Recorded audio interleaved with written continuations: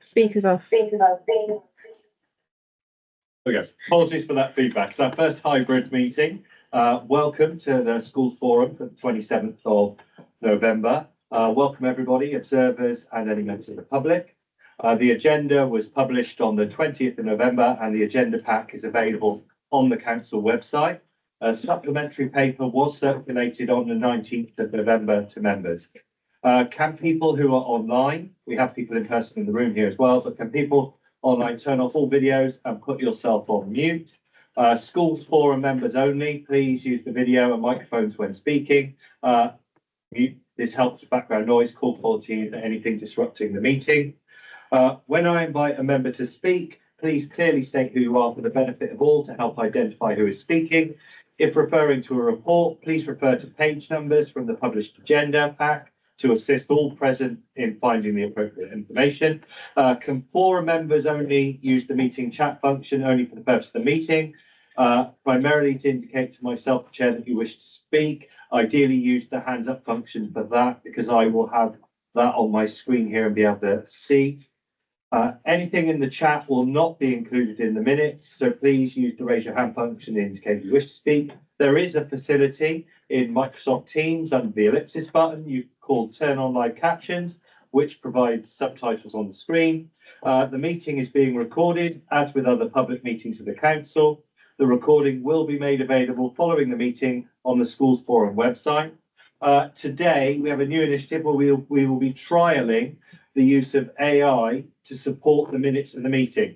This means there will be some emphasised and repeated phrases within the chairing of the meeting to ensure that the AI can identify the correct information.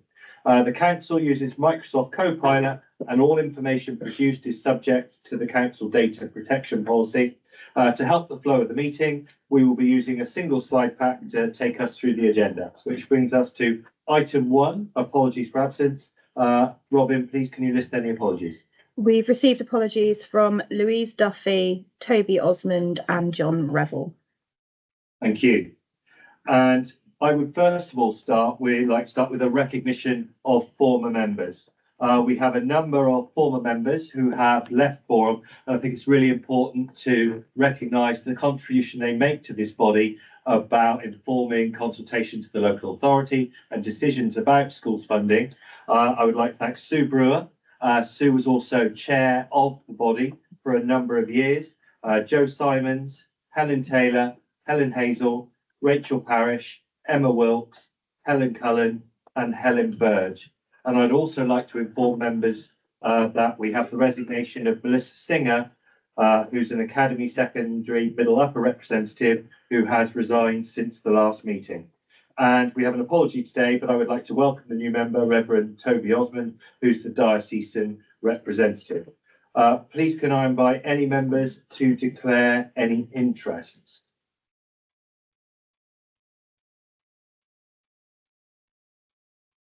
No, in which case we'll go to item 4, substantive public question time. No public questions were received by the deadline of 5 o'clock on the 22nd of November 2024, which brings us to item 5, minutes of the previous meeting.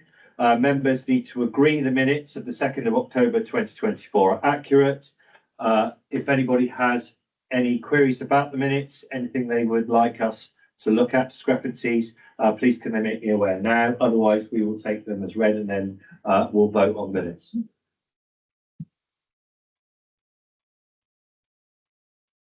No, in which case, please can we vote to approve minutes?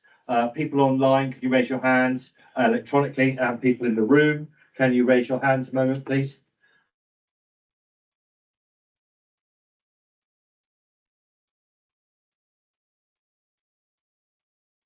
Thank you. Thank you. The minutes have been approved, which brings us to item 6, schools budget announcements and timeline. This item is for information. We will start with the presentation of information by Joe Curry, the Service Manager for Schools Finance. Thank you. So, I'm okay to sit here, I believe so, yes. Okay, can we move on to the next slide? So, as you're probably aware, the government have provided us some limited information so far about the funding that we're expecting for 2025-26. And they have provided us some information on the timescale, so they're expecting to publish the information. So the headline figures that they've provided an additional 2.3 billion funding. I would be very cautious about that as to whether that is actually real funding or funding that is just basically full year provided funding for things that they have previously announced. So they've split that between £1 billion for high needs and then 1.3 billion, as I said, for the full year impact of some of those grants that they have previously announced. And they have said that there is an approximately 0.5% increase to the mainstream national funding formula for next year, and some increases to other grants, including pupil premium. We have heard, I think, fairly hot off the press that we're expecting the national funding formula allocations to come out tomorrow, potentially. Might be tomorrow, it might be the day after tomorrow. But that seems to be published. They actually said that they would give us that information by the end of November. And then the DSG allocations for all the other blocks will follow in December. We're expecting the publication of the authority pro forma tool in the week of the 16th of December, which will then give us a month to turn it round to be submitted by the 22nd of January. The government have given us some assurances that because of delays to the announcements this year, that there'll be minimal changes to the structure of the national funding formula and local requirements, although I think that they are continuing to reduce our local sort of allowances in terms of that gap between where we're allowed to set funding in local settings, local funds. Okay, just to provide this table, which is quite interesting, it shows you the 2024-25 national funding formula that we received the current year. It shows you what the additions to the baselines are from grants and the core school budget grant uplift. And then in the column increase, which they didn't actually publish, but we've added in so you can all see it, that is the increase for the per pupil funding. So it amounts to an increase of not quite 0.6% per pupil for next year. That's that. So these are the next steps that they've told us that we are to expect. There will be there's the policy document, which was published on the 6th of November. They also ran a session that I think I attended. They upload that to their YouTube. Don't know if anybody knows. They've got their own YouTube where they upload all their presentations. So if you want all the sort of detail, that's a good place to go if you want to get a bit more information. So the allocation tables for local authorities to be published in November as well, I think, and the technical notes and guidance, does that come out around the same sort of time? Yeah. And then we've got guidance for local authority mainstream schools and guidance for the high needs block. That's all the documents we're expecting. So there's lots of information that they've told us, and these are the key things that we've pulled out that we think are relevant. There's quite a lot of technical changes that we will need to work through as part of the calculations for the schools block. They have said that there will be a further grant to cover increases in employers' NI for 2025 to 26, but they haven't told us when they'll give us the information about that and how much, whether they'll fully fund it. I don't think we've heard whether they'll fully fund it or whether it's going to be partly funded as yet. The minimum funding guarantee that we talked about this morning, they have announced that this year they have given us a range of between minus 0.5 and 0% compared to the baseline. And that is a change. That is quite a significant change on the front year. Not to 0.5. Yeah, not to 0.5 to minus 0.5 to 0. I'm not sure why that is about recognising that budgets are being squeezed and local authorities have been squeezed with how they're handing out the funding. The central schools block, they've confirmed that historic commitments are continuing to reduce by 20% per annum. That's just as expected. And for the high needs block, the minimum funding guarantee is going to be 0%. You think it was not chemistry? Yeah, okay, so that's unchanged currently. So overall funding can't be lower than 24-25, assuming you've got the same number of pupils behind it. And there are lots of other things that they spoke about, but weren't able to give us any guidance on. Some of these are for us, local authority, but they're looking at funding and presumably policy changes for SEND, but those won't come into 2026, 27. They're looking at the future of the safety valve programme. I don't actually know the number of local authorities in that. I think it's 30 something local authorities in the safety valve programme for the DSG deficits. And then they've not announced anything about that yet. And there are potentially other measures coming to help us manage our DSG deficits in future. Those are the key things that I've picked out. I don't know if there's anything else that anybody wants to add to that or any questions. Yeah, we can go to Susan. The employers NI, do we think there'll be any consideration for support staff within that? Or is that just applicable to teachers? I suspect not. I suspect it would be teachers, but Susan might want to develop that. So the Chancellor's commitment was in relation to bodies, public sector, departmental. I can't remember what the exact terms, but I think my reading of it is that it does include support staff as well as teachers. Okay. It's public bodies as employers will be compensated. So a local authority employee, whether it be a teacher or a secretary, Yes. or to a better description, Yes, the impact of that employer's NI yes. will be covered. Except that, first thing is that the national insurance change has got three parts, and so working out the cost of it is quite tricky. So the department need to work out the national cost of it and then negotiate that with Treasury to get the right amount, and then they've got to work out a distribution methodology. So I think on the basis of the past performance over the last few years, we would expect to see NFFable formally being used. So something that it distributes money on the basis of pupil numbers, free school meal numbers, lump sums, early years, hourly rates. And So it won't necessarily correlate. So absolutely, it's unlikely to match cost. in So there will any be- school, There will be something, but it won't be enough, or it might be too much. unlikely. You can be It's possible, it's unlikely, the thing it's unlikely to be exactly the right amount. Okay, and is that applicable to academy trusts, be it multiple or single, as well as LA organisations? Yes, yes, so my guess is that you'll see a formula that is pretty much the same as the ones we've seen in the last few years, the pay pensions grants that's got an amount per pupil, primary and secondary, an amount per preschool meal, 6, primary and secondary, and an amount, and a lump sum amount. And this will be in place for 1st of April 25 or 1st of September 25, depending on which budget year you sit. No, it'll be in place for April when the change happens. Right, so It's my reading of it all. as it currently stands. Lovely, thank you, ladies. Okay, that brought your item to a Yeah. close. Thank you very much. Before we go to item 7, I've been remiss. We ought to address the action points from the minutes.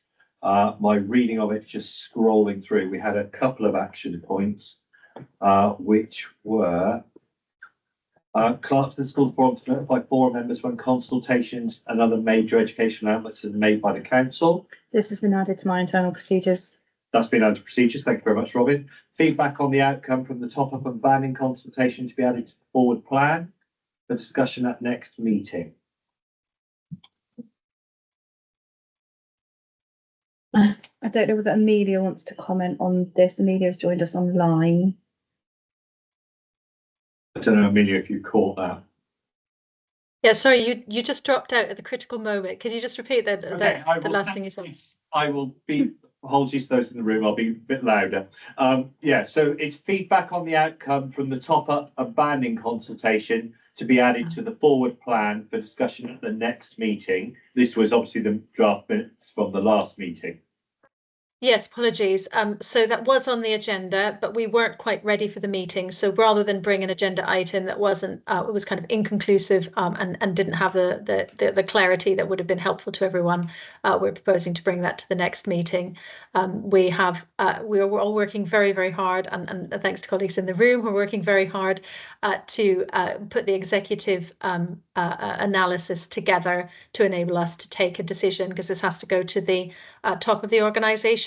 And it transpires this is very, very complex. So everyone's working on that very hard, but we will bring that back at the next, what we anticipate will be the next meeting. No, thank you for that, Amelia. And the last one, which has occurred today, is forum members to submit suggestions for the CPD session, which happened earlier today. And thank you to Robin for arranging that CPD session that took place. Okay, we will go back then to item 7, Growth Fund. And I'll hand over, so FATL mechanism. For this one, it's Phil Kirk, please. Thank you, Chair.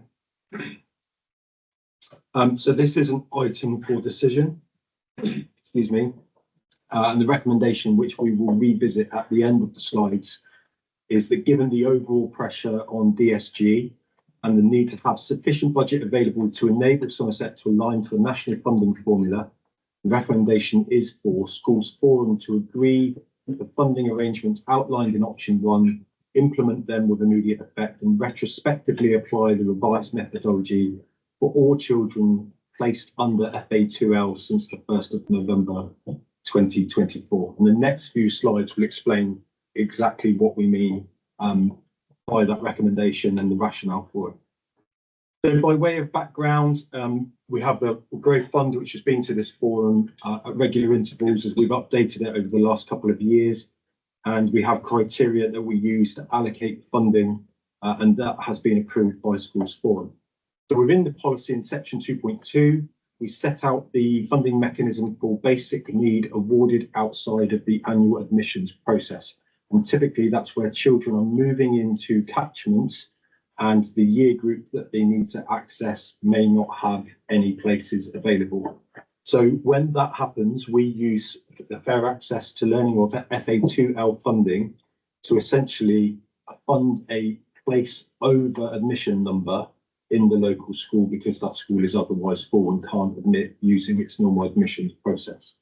The extent of its use in some geographical areas where we're seeing lots of turnover and move-ins to those areas is that we are creating an overspend in the Growth Fund budget, which has a knock-on effect across the DSG. So in terms of policy, the policy states where a school has taken additional pupils that are present in the next October census, funding will be attracted through the normal schools funding formula process commencing in the following financial year. Growth funding will be provided the period up to the start of that financial year, April for local authority maintained schools, September for academies. However, as the vast majority of pupils placed under FA2L scheme are not present at the October census, schools have previously been funded until the end of the academic year. So in terms of the cost, so the most recent costings that we have refer to previous financial years. So on average, as children were placed through the 23-24 academic year, schools received 7.53 months of funding per child as an average rate. The cost of students placed in the 23-24 academic year was £302,646, up from just under £160,000 the previous year, and just £11,000 in 21-22. So you can see that growth in pressure and the increased use of FA2L funding. So part of the increase was due to the decision taken by Schools Forum to fund additional pupils based on the total per pupil value, not just the ALPU element, and that increased the per pupil funding by 18%. And that took effect back in September 2023.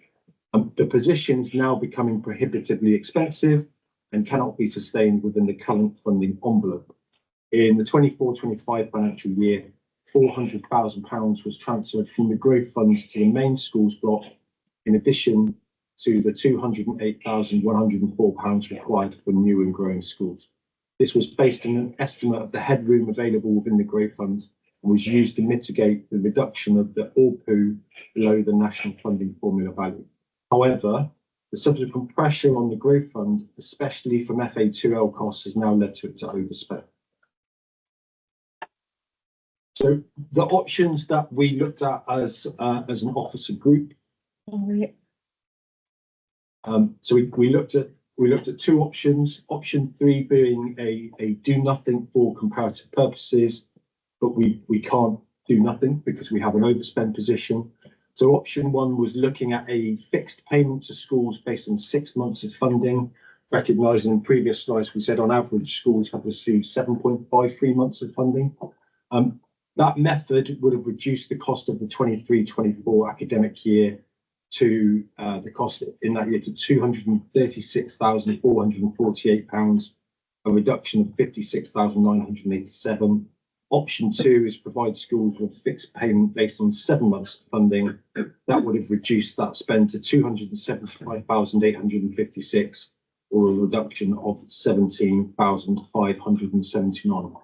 If we then move forward to the recommendation that we are asking for a decision on from Schools Forum today, it's that given the overall pressure on the DSG and the need to have sufficient budget available to enable Somerset to align to the national funding formula, the recommendation is for Schools Forum to agree funding arrangements outlined in option 1, which is a block funding of 6 months worth of funding based on the per pupil rates, implement that new arrangement with immediate effect, and retrospectively apply the revised methodology for all children placed under FA2L since the 1st of November 2024.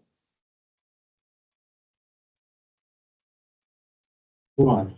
I need to make clear this is an item for decision and all members will be eligible to vote. Are there any questions in the room or online? Susan?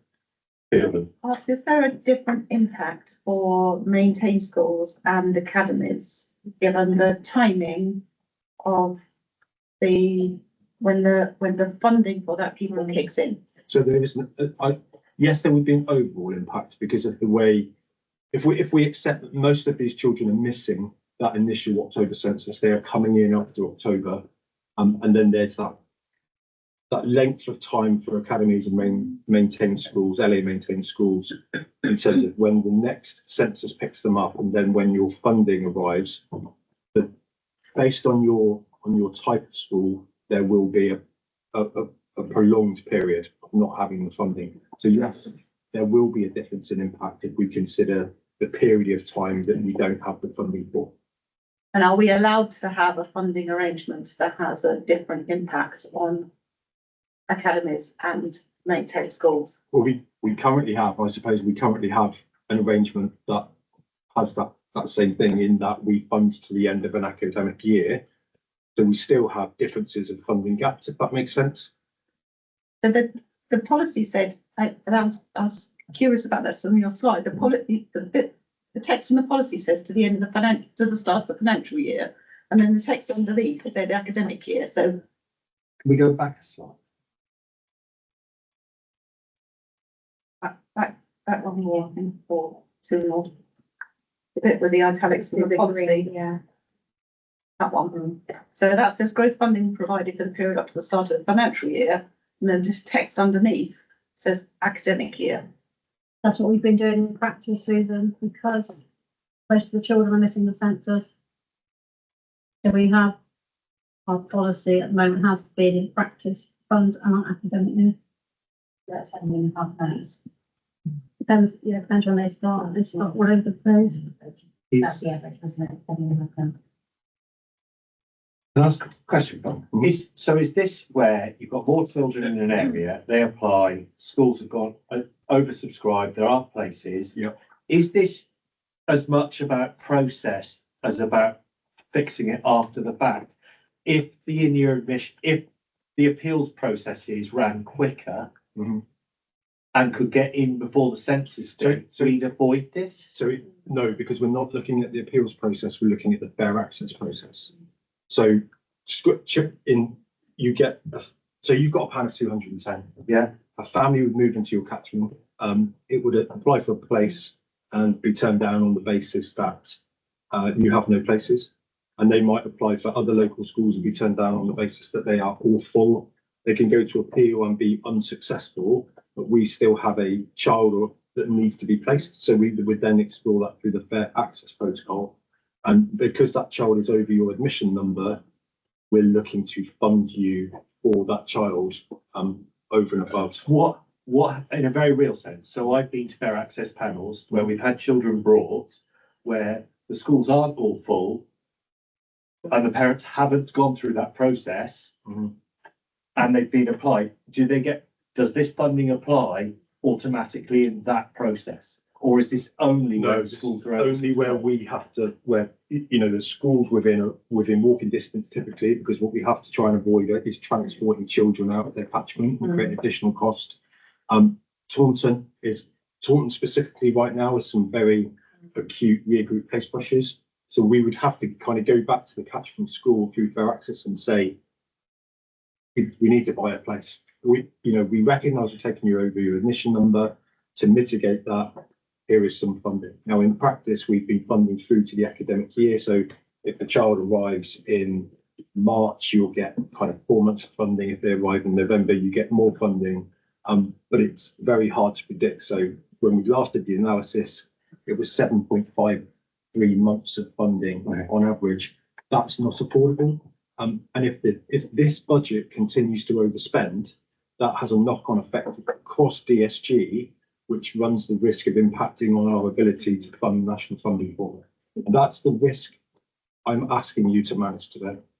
Yeah, I suppose my question back would be, where are these pinch points? Because I appreciate that the knock-on effect will be to all schools, but actually, as you said, there's some pinch points in Taunton, now Austin and Wellington, but it doesn't affect other schools in other areas. So do we need to look at what that forecasting looks like in terms of what number of places are actually available? Yep. And whether there is sort of house development and room for growth? Because I appreciate it's difficult to properly predict what that might look like, but to really pinpoint where that is, and then does a funding need to be applied to those local areas only? Because it's very different if you're in a pinch point catchment and I potentially got to have 5 or 6 children, which can either be potentially across phases, or even within a phase, depending on who moves into the locality.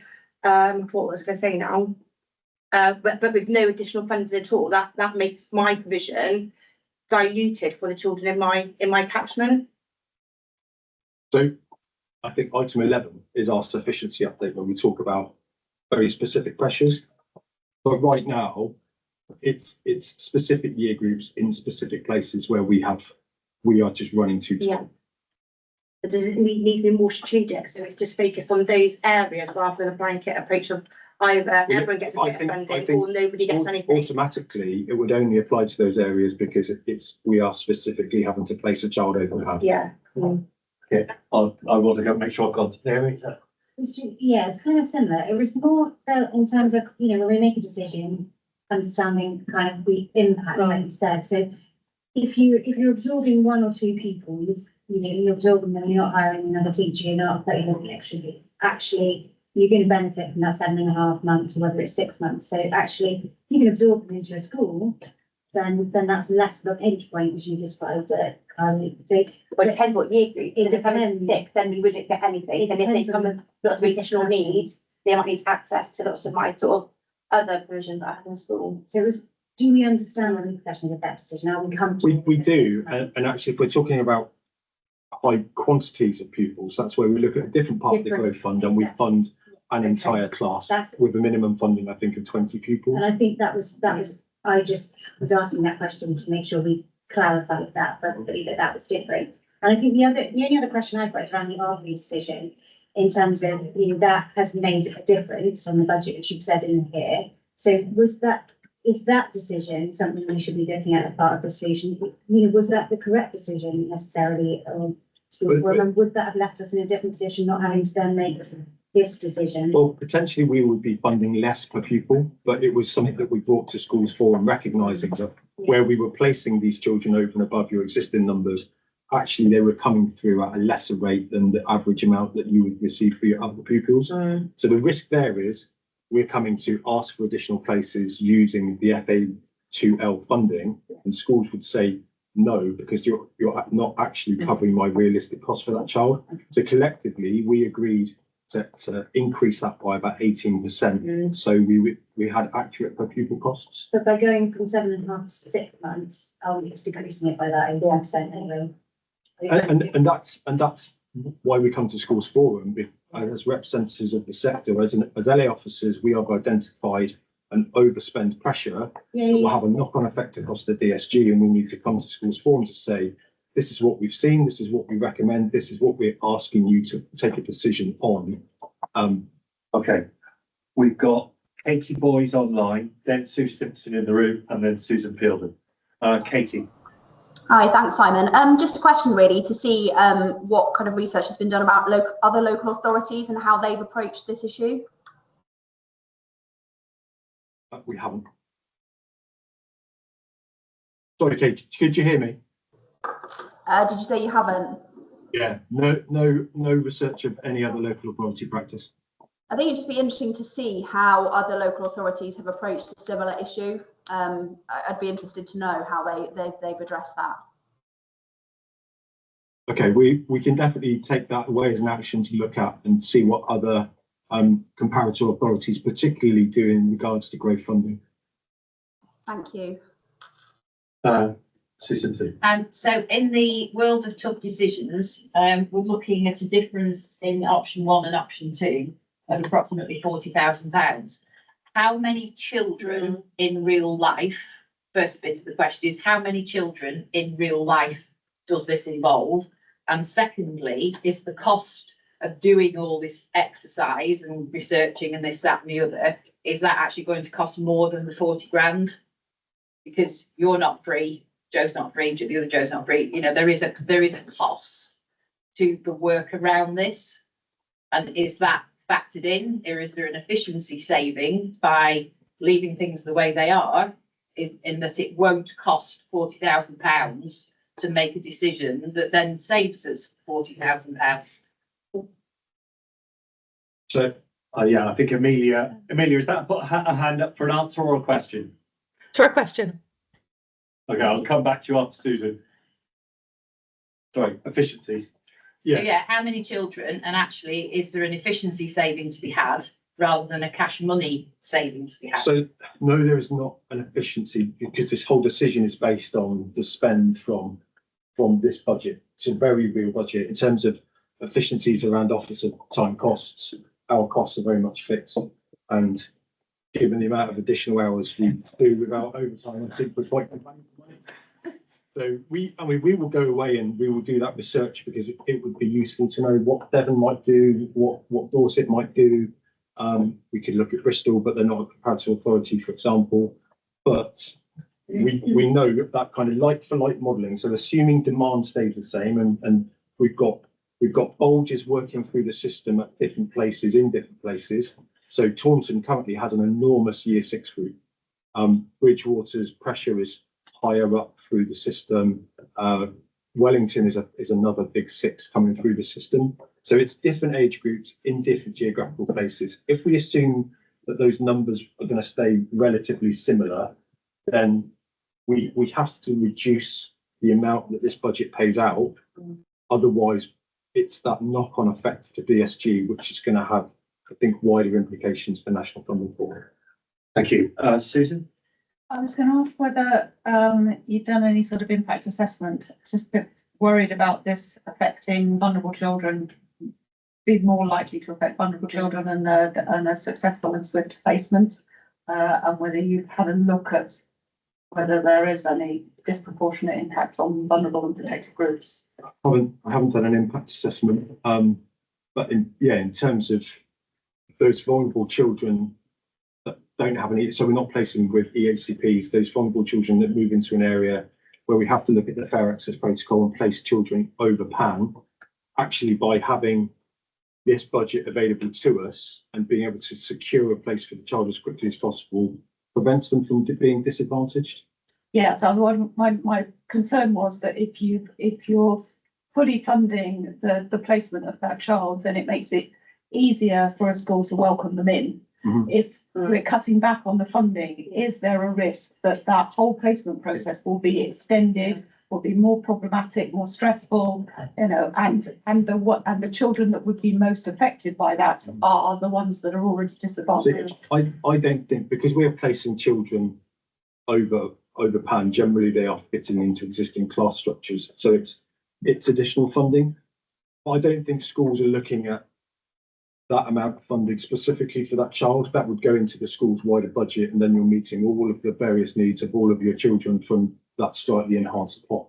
But what we can't do is fully fund that gap between the child arriving just after the census and their funding kicking in the way that it normally would. It's picked up at the next census, and then the funding flows through to the school at different times, depending on whether you're an academy or an LA maintained school. That's way beyond affordable. What we're looking to do here is have a mechanism for a fixed amount of funding, which is on average, it looks to be less than what it currently is, but the recommendations based on it's more affordable than where we are now, and the risk of overspend is wider impacts on DSG and potentially national funding for them. So anytime we want to cut something, it's not a pleasant thing to come and ask for, but as officers, we're duty bound to highlight the pressure and come to you with a solution for you to vote on. Amelia, online. Yeah, so apologies if this is an unhelpful intervention, but you know, just from the some of the comments made and from some of our conversations about what things cost at the moment, it strikes me that this sum of money, whether it is larger or smaller, is always going to be either far too little or far too much. Because if you have capacity to take that child, and PAN is not always capacity, we're certainly not running at an average of 30 children per class in our schools, even those that are fully subscribed. So if you have space, you've got space, and actually the child's not going to cost you much more. So what are you going to spend the money on when you've already got a teacher, you've already got a class? If you haven't got space, then it's going to be very, very expensive to make that space because you haven't got enough staff for the pupils that you've got. So I just wonder if there's a question for us about how do we make the money fit the actual cost to a school going above PAN? Now that might be, as we've discovered around costed plans, prohibitively expensive in terms of the administration of that kind of conversation. But it might be that there is some consideration of just because you're above PAN doesn't mean that it's going to cost your school more to take that child, but sometimes it absolutely will, and the cost will be far higher than ALPU. Yeah, Susan. I just like I speak in support of that proposal. If I've understood it probably what's going through my mind is that if you're not in a situation where you would have to put on an extra class, which is a whole extra different growth fund calculation, then what are the activities you need to undertake in a school to welcome that child in and settle them and understand their needs and just make all of that happen. And it's a marginal cost and it's time limited probably, and it's probably much less than you're spending at the moment for a child. But if you could cost it on the basis of the activity that needs to take place in order to welcome a vulnerable child into your school, that feels to me that it's something that's got some sensible narrative around it, albeit at a lower cost. Yeah, I mean, this me not as chair, me speaking on my behalf. I think that is much more. We got a limited pot. It is better to put it where it's really needed. I think some of those costs are. We know that there's schools are having to subsidise free school meal costs. So if this child attracts preschool meals, the likelihood is over that year that'll be £300 that the school will subsidise. Yeah. If they are SEN, the notion that we've already seen the stretch on notional funding, there is a cost to that.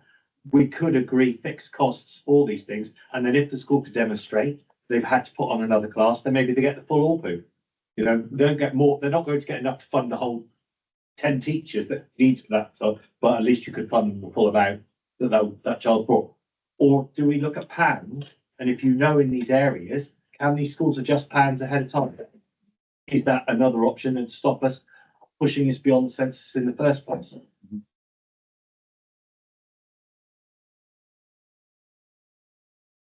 There was a lot in that, sorry. There is, and I think, I mean, they are all sensible suggestions. What we've sought to do here is we've identified an issue that we think needs resolving quite quickly because of this, the knock-on effect of the overspend, coming with something that we think will reduce the payout and the overspend pressure. But what I do here is that is there a completely different mechanism that's based on actual costs? There probably is, but it would take time to understand what that might look like, kind of approach various schools and get some indicative costs, do some modelling, and maybe bring that back in the future as part of a kind of a revision, republication of the guidance. That doesn't mean to say that we've still got this. We can't not fund schools in line with the current policy, which is why we're asking for this change today. But we can take away the action that actually can we explore the FA2 methodology in much more detail to bring back a revision within 6 to 12 months. Susan. I'm being reminded of a full cost recovery discussion that we had about additional places, Amelia, a little while ago, and it sounds like this might fit into the same thought process, and perhaps we think about agreeing a short-term solution, but that we bring back the issue under the banner of, Robin, help me out here. I think it was additional places, it was sufficiency, it was bulge classes or something. Am I the only person that remembers that? There was a conversation about that. There was, wasn't there? Yeah. And Amelia, you were looking at full cost recovery for the actual cost. It was extra classes, bulge classes, I think Yeah, it we was. already have that. Yeah. So that methodology feels like it might be something to look at in with this, maybe, Well, that full cost recovery and. so full cost recovery is what we put into the growth fund for where we're putting additional classes in place. Yeah, so if you use perhaps that methodology, is, as we've discussed, if you're not at PAN, then really you've not got, it is a marginal cost. And so the actual cost, it might be worth looking at with that kind of a head on. Yeah, we'd have to, and but it would take some time to kind of get that information from different bases. It would, Yeah. so then sort of moving into my possibly slightly more helpful suggestion, which was we agree a short-term solution, Mhm. which would be perhaps your option one, but with a view that it is just a short-term solution and that we look to find a longer-term, more appropriate mechanism in due course. Yeah, so that requires a change to, because obviously we only have 3 options that we're looking at to vote. So effectively, it would require us to change the vote today, which is to pick an option on the basis that this is for a fixed short period of time and then return to it. I think we ought to define at which meeting we're going to return to this. How long do you need? Is it the meeting after Christmas, or are we looking at the meeting in summer? Robin, what are the dates? So we've got a meeting in January, March and June. March. Okay, so the basis of the vote today will be to vote on option 1, 2 or 3 to be implemented until March, at which point this will return for a decision, or? Do you mean March? Are we adopting a decision for use in the next financial year?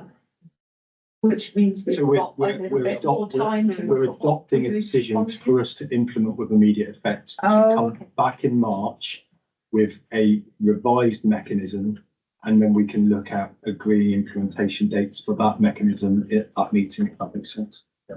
So you're looking at an in-year change, you're looking at a change from now. In fact, retrospectively, because you're talking about applying this retrospectively to children who've been placed since November Because 1st. what we are desperately trying to avoid is an overspend position that impacts DSG, which then may have a knock-on effect on the national funding fund.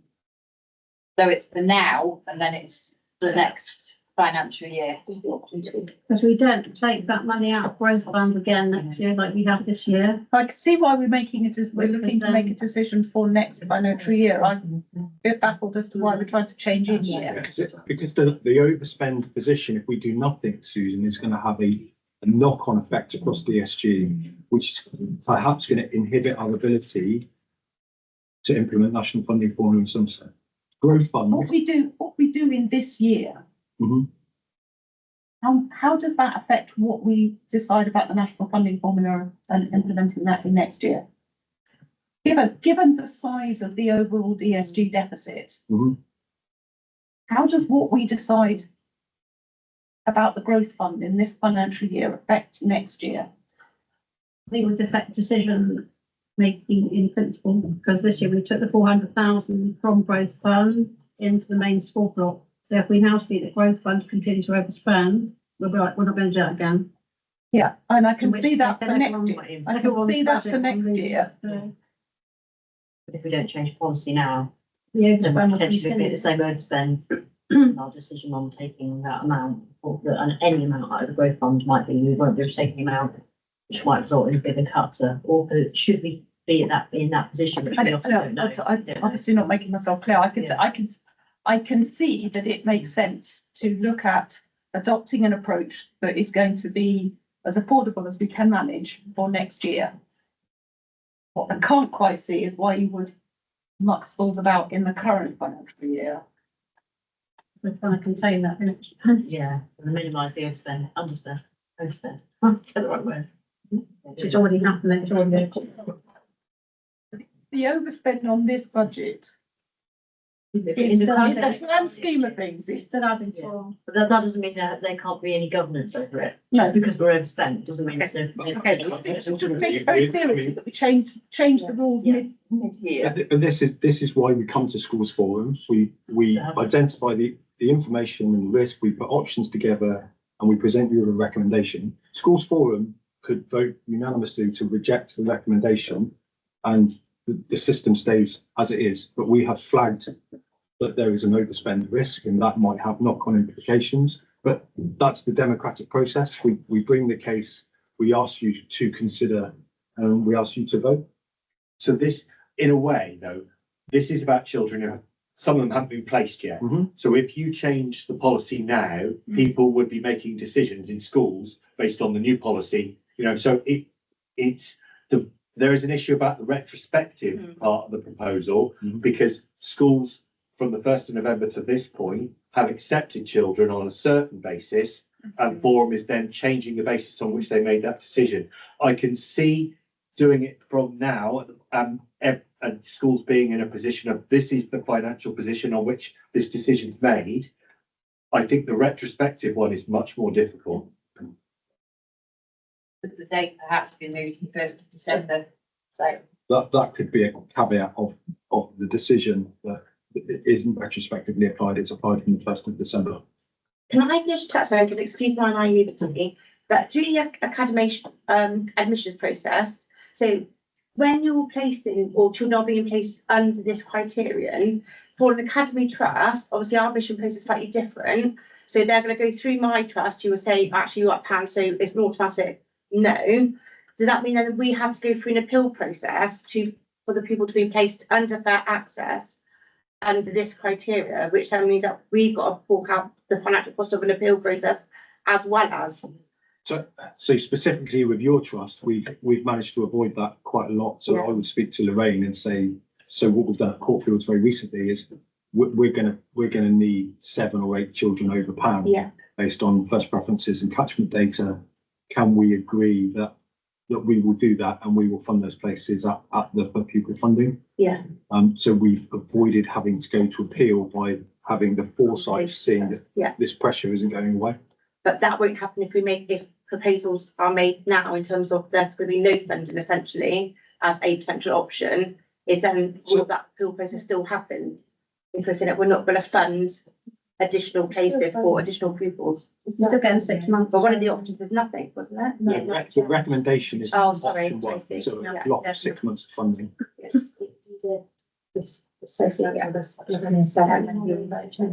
Okay. Unless there are other questions, this item is significantly overrun, but that's important because it's a decision about real money and real funding and decisions about children entering schools. It may be that some of the for information items have to be cut later on, and we will have to just distribute that information to schools separately. My apologies for that, but I think it's really important the decision items get the time they need. So as I understand it, what we are now about to vote is not retrospectively, but from start of December. We're happy to accept that. I'm happy to accept that.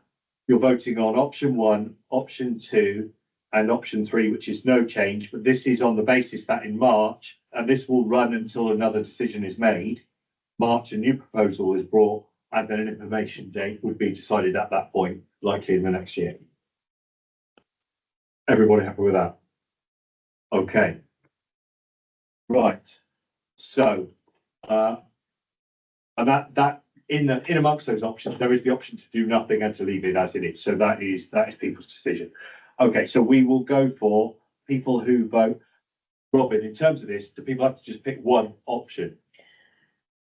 Well, as it's outlined on the slide, you said the recommendation is to take option 1.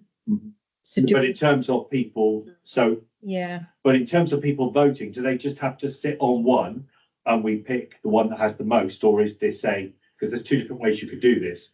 You can, and it could get very complicated. So I think we've just got to go with people pick an option, which is 1, 2, or do nothing 3. Yeah. Fine.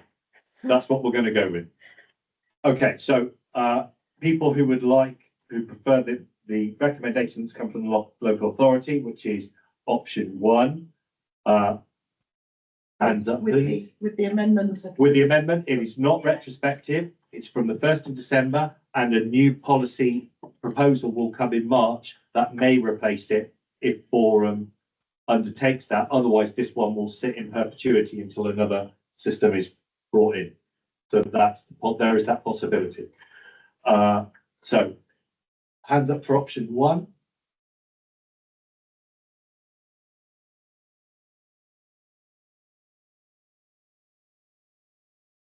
Okay, hands down. Hands up for option 2. Yep. Hands up for option 3.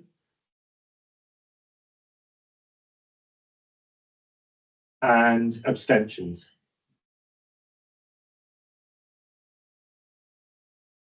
Okay, thank you. I believe that was option 1. Yeah, so that's 11 for option 1, 1 vote for option 2, and no votes for option 3, or no abstentions. So it is a view that option 1 will go through. Yeah. Thank you. Okay, that brings us to item 8, which we do need to give a view to the local authority. This is item 8, exceptional circumstances funding. This item is for consultation and will include a consultative vote to provide a view of Forum members. And we will start with the presentation of information by Jackie Cotty, Finance Manager. You turn this one. Yeah. Okay, so we are putting forward applications from schools for exceptional circumstances funding for next year, 25/6. The DfE has brought in a new requirement that we apply separately for these each year, where previously an existing scenario could just continue year to year if it didn't change. So we're bringing these forward to Schools Forum. The applications have already gone into the DfE. They know that the Schools Forum is looking at it today. For the first scenario, 3 schools there with the same type of application is for site rental cost. We are currently renting their site from the Ilminster Education Foundation, 25,000. Funded in this year at the same rate. So we will receive that funding next year in the school's block. So it won't be additional cost. We will get that money again for that school. For the first school, same situation, £10,000. Then we have a new application from Charles Hawthorne, which is a smaller one there, just under 6,000. And we won't receive the funding for that in 25/6. It will be the following year. It's always a year behind what we get through the DfE. So those 3 all meet the criteria, but it has to be less than 1% of their budget, and it has to apply to fewer than 5% of schools. Jackie, sorry if I can interrupt. Susan, was that a question? Yeah. Can I ask a question, Susan? Yeah. Just slide. Jackie, is this the full cost of the rental? Yes. And are these rentals that come with responsibilities for repairs and maintenance?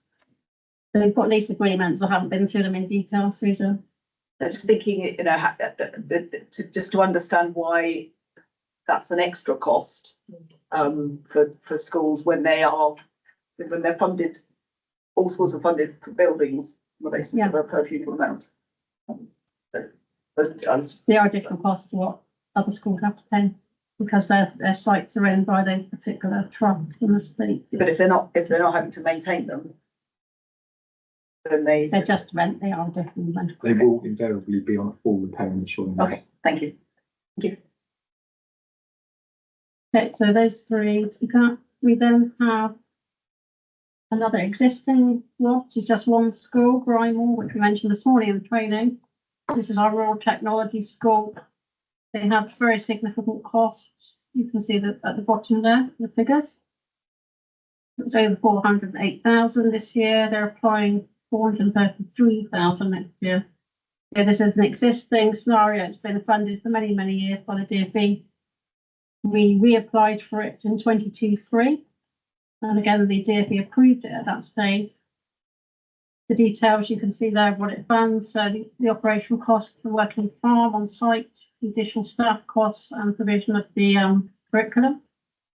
Farm manager, technician, land rent, machinery costs, etc., that go with farm. And I said this to Phil earlier, and we had a little conversation outside. I do feel that with Grimewell, it is at the moment advertising as a boys' school. Yes. A single sex school, and I think given that a lot of my schools in Exmoor, it is time for that to be addressed for girls to attend. And I know I had a quick tongue-in-cheek conversation with Phil about it, saying you girls can apply, but I think we do need to address that. Yeah. And that's an aside to this in terms of funding, but I do think if we are, being supportive, we need to think about gender equality. We've That's done an that. academy, isn't it? Yes, and Yeah, it's an academy, it's not a local authority school. I don't know whether or not, I don't know whether media actually can say on that, whether or not, I'm not sure if that's something in finance. Yes, you Yeah. can comment on it in finance, you I mean- can have a view. We have to do an equalities assessment now with all these, which I have done, so it does say on there it's single sex. But they also come up as very high on special needs, And they've done very well in Um, Hampstead. low attainment, etc. So they cater for a particular. I think they're doing brilliantly. I just think it needs to be fair in terms But of. there are single sex schools, aren't there, across the country that don't require one gender or the other gender to attend. So that is, it is a. So Right. attractive. I will go, sorry, so I didn't look your way. Sue Simpson. So as a farmer and as a female, I absolutely support what Naomi says. There are more girls coming through. My daughter, potentially one of them, who would be interested in attending Brimewell. And the 16+ provision for agriculture is equally opportune. And the proportion of girls attending agriculture college is increasing. So the fact that Brimewell still has a boys only policy is outdated. I would also suggest that they need, if they haven't done already, have some guidance in the agriculture strand of funding that is available around sustainable farming initiative, countryside stewardship, things like that, because that looks to me very much like the reduction in their basic payment scheme payment based on the number of acres that they have. And so it looks like they're losing money through an agricultural and rural funding stream that is then being looked at to be replaced through exceptional funding. And while I'm always very happy for government to fund organisations, especially this sort of an organisation, there are potentially funding opportunities that may not have been fully explored. Phil. Yes. Thank you, Chair. I was just going to add that I'm not sure you can caveat your response on the basis that an academy changes its admission arrangements, but schools forum might like to send a note with its decision that would support consideration of change. Okay, I ought to declare an interest because I do sit on the board of Bridgeport College Academy Trust on their Quality of Education Committee. So I, as chair, I ought to declare that. To deliver the note then. Shall we write it here? Write it for it, can't we? No, I'm not, I just said, I think that's appropriate for me to declare that. I understand what you're saying. So as part of this item, it's not appropriate to put it back to the DfE, so it's a separate thing but as Schools Forum, a view has been expressed. So the only extra cost to the school budget would be the increase that they've applied for, as we will be funded for what they had last year. So it's the 20, There's a it's timing. a timing issue, 25,000 at the bottom is the only additional cost. Would be across the whole school. So that is a cost that will come out of Somerset School, but it will be refunded in The following year, the, it's just a time lag of a year. yes. Because it's an existing claim, we're not going to suddenly pick up £400,000 that we don't have for. Sorry, What happens if the DfE, if the DfE say no, then do all schools have to pick up? then we would have 400,000? to, I'll go and bring it back again. I'll say yes, are all schools willing to pick If up? they did, what happened? Otherwise, that school would have to get rid of its. Imagine. Or you can pick up another thread, as I believe, Well, like the Sue said, they've Sustainable got other Farming funding Initiative, streams. for example, which pays Yeah. quarterly, to bridge that gap. So there are other, through the agricultural, through the DEFRA payment strands, that could be used if that were the case. So I'm happy to. Yes, obviously I don't see what they get another funding because they're an academy, you don't have sites. So the DfE may.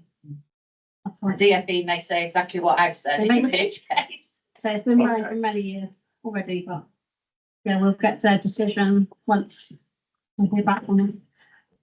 The final one is a new request, quite a unique one. We've not had one like this before. So it's from Haybro. And they are outlining the impact of their critical building failure, which probably everyone's aware of, on their people numbers. So normally this school is oversubscribed. This year it's not. So they're saying that they've lost 20 students worth of funding and applying for the £84,000 to continue in their temporary accommodation, still requiring the 8 class model is what they put in their bid. So I said I would bring it to school forum for your approval or not. So I have to declare you should make it a tempo. My kids go to Quet, well, mine are at Sexies, which is Yeah. part of Quet, so I'll have to abstain. Or not vote. So the application's gone to the DfE. I don't know if they will support this one or not. It's quite a unique thing. We've not had one of this type before. Yeah, Maybe just throw it out anyway. I mean, it is unique and none of their own making, you know, having a whole school building condemned due to a DfE process.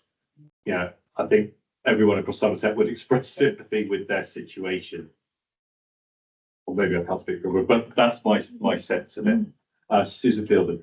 I absolutely support submitting this as part of the request to the DfE because I think the DfE should pick up the cost, which they would do. Yes, all right, we've got a 1 year Following you. blip, but we'd get it next year. Yeah. To pay us back effectively. Yeah, And one would hope this isn't going to be a situation that's going to go on forever. So in the end, we get it back if it's successful. If it's not successful, my question would be, if it's not successful in terms of DfE terms, my question would be whether we could consider using the falling rolls mechanism, which I don't think we use at the moment. No, we haven't got a policy in that way. So the falling rolls mechanism allows the local authority to fund a school with a temporary dip in numbers. And it no longer has to be a good or outstanding school, although that doesn't affect this situation. But that feels to me to be an alternative way in which Somerset could support this school if it's not successful in terms of the DfE, although we might want to be careful how we minute that if the minutes of this meeting are going to the DfE. There is some, like, in Bridgewater, there is some scrabbling sometimes for the children across the school. So whenever we're talking about roles and applying funding to that, we have to be really mindful that at times there are some really interesting politics that go on about Haygrove having opened, taken on additional kids one year and then not the next. And I sit outside of that. So I'm not mostly about individuals, but I'm very aware of that. So I think Schools Forum needs to be very careful, Susan, in terms of thinking about, yes, Haygrove does need the support and DMV should pick up the tab. How we attach that to falling roles and numbers on roll, I think the forum needs to be really mindful of those politics.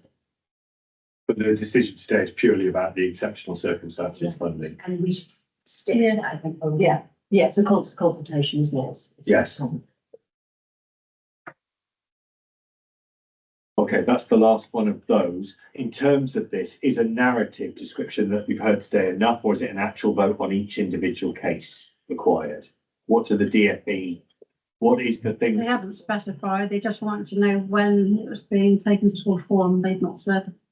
Decision. So, okay, rather than voting on each, as a group of proposals, our schools, we'll do a vote for DG and say, as a group, is there any in there that people wouldn't want to support?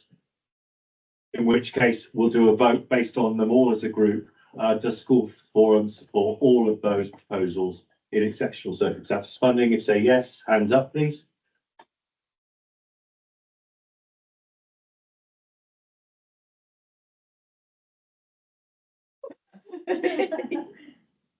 In which case I apologise because I believe I may have miscounted earlier. So we need to redo the one earlier. No, No. I know exactly where I went wrong, it's fine. Fine. Was that unanimous? That was a unanimous Okay, I don't support need for to- those proposals going forward. Thank you very much for that. And we will go now to item 9, core offer 2025-26. This item is for information. Can we start with the presentation of information by Joe O'Callaghan, Head of Education Operations? Thank you, Chair. Yeah, this is an item just for information. And obviously for some members here, you might not know where it originates from. So back in December 2022, the Executive Committee signed off the core offer to come into effect from the 1st of April 2023, which is an alternative way of funding some of the central services rather than de-delegating. The things that went into the core offer were all the services that historically have been de-delegated or education functions, or where the majority of LA-maintained schools, and when I say majority, often it was 100% of LA-maintained schools were buying as individual packages. There were two elements of the core offer when it launched: a base package, which contained all the statutory functions that had predominantly been historically bought, and then there was a separate package called the business manager hours, which was where schools could buy bundles of hours and then they could use them across 3 key areas. So that was across finance, across property, and across ICT.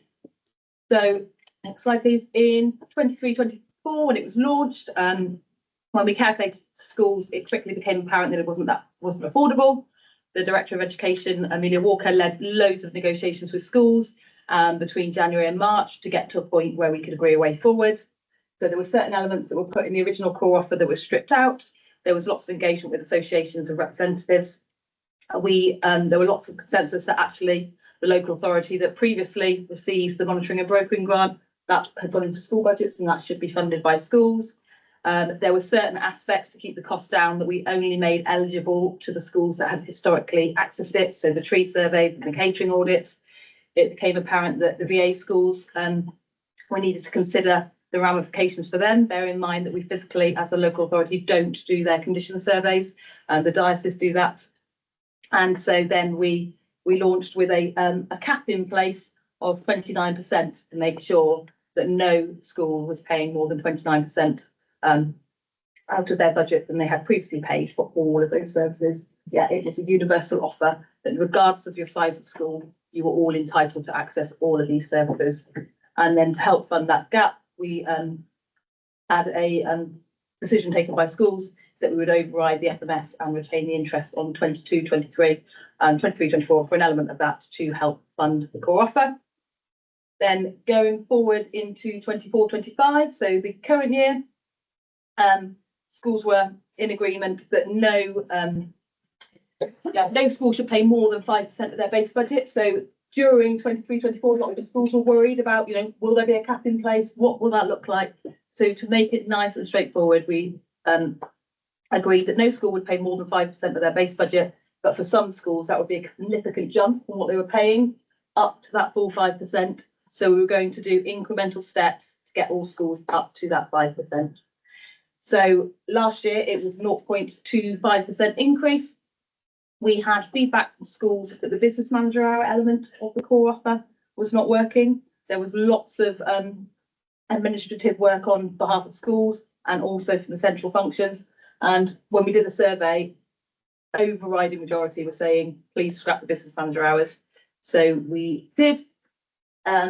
Whilst the tree surveys and the catering audits were only available in the first year of the core offer to those schools that had purchased it the previous year, we said this isn't fair. We can't carry on with that legacy. We need to make sure that that is available to all schools. So that became available to everybody.